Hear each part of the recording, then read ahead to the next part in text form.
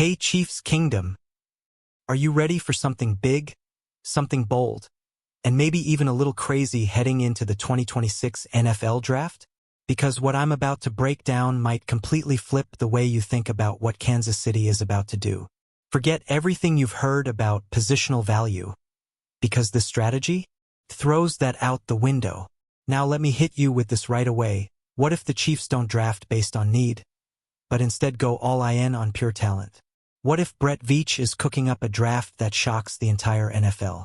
Stay with me because this mock draft scenario is aggressive, unpredictable, and honestly, it feels very Chiefs-like. And trust me, if even half of this plays out, we could be looking at one of the most fascinating drafts in recent Kansas City Chiefs history. So buckle up, drop your predictions in the comments, and let's dive deep into this wild 7-round mock draft journey. Right now, all eyes are on Brett Veach. This isn't just another draft. This might be one of the most important drafts of his career. The pressure is real, the expectations are sky high, and the Chiefs are in that rare position where they're not desperate. But they still need to reload. What makes this draft so interesting is that it's not your typical class. There's no clear blueprint. Teams that play it safe might walk away disappointed, but the ones that trust their instincts, they could hit big. And if there's one thing we know about Kansas City Chiefs football, it's that they don't play scared. So here's the mindset. Don't chase positions, chase impact. That's the energy behind this mock draft. And if Veach really leans into that philosophy, we could see some moves that leave the entire league stunned. Now let's talk strategy, because this isn't just about picks, it's about movement. One thing I fully expect, the Chiefs will trade. It's practically part of their DNA at this point. There's a real chance Kansas City moves up in the first round. Sitting at pick 29? That's valuable ammunition. Veach could package that and go hunting for a difference maker earlier in the draft. And here's another twist. Don't be surprised if they wait on edge rusher. I know.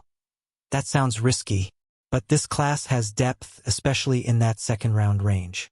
And the Chiefs might be playing the board instead of forcing a pick early. So here comes the first major shocker. In this scenario, the Chiefs don't just sit back. They trade up into the top 10. Yeah, you heard that right, top 10. With the 9th overall pick, Kansas City selects safety Caleb Downs.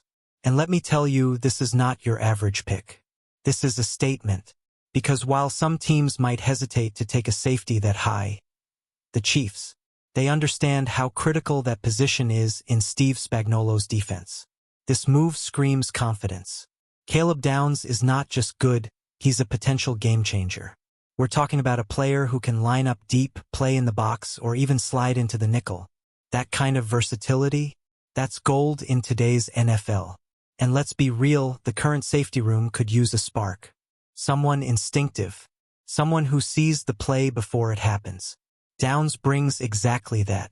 His production backs it up too. Interceptions, pass breakups, forced fumbles, the guy is always around the ball. That's the kind of energy this defense thrives on. And if you look at his college career, it's stacked with awards. We're talking SEC Freshman of the Year, Big Ten Defensive Player of the Year, and even the Jim Thorpe Award. This is the kind of player who doesn't just fill a role, he elevates the entire defense. And imagine him under Spagnuolo? That's scary. Chiefs Kingdom, I need to know, would you be happy with a safety at number 9 if he's this good? Drop your thoughts below. Now things get even more interesting. The Chiefs aren't done being aggressive. They go back up into the first round.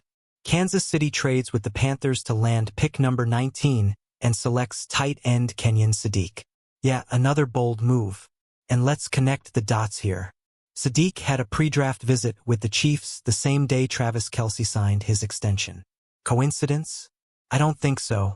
This isn't about replacing Kelce. It's about evolving the offense. Sadiq isn't just a tight end. He's a weapon. At 6 feet 3 inches, 241 pounds, with elite athletic testing numbers, this guy moves like a wide receiver. He stretches the field, creates mismatches, and adds a whole new dimension. Imagine Andy Reid scheming plays with Kelce and Sadiq on the field together.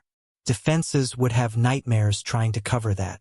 And if Sadiq develops the way many expect, this could be the future of the tight end position in Kansas City. Now we shift gears a bit. After all that moving up, the Chiefs decide to trade down. Smart move.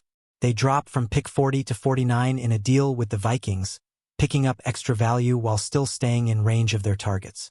And with that pick, they grab edge rusher Derek Moore. Finally, some help for the pass rush. Moore brings size, power, and production. 10 sacks and a 36% pass rush win rate? That's legit. He's the kind of player who doesn't just rush the passer, he disrupts the entire pocket. And that's exactly what Kansas City needs. Now let's talk about building depth in the trenches. With pick 97, the Chiefs select offensive tackle Markel Bell.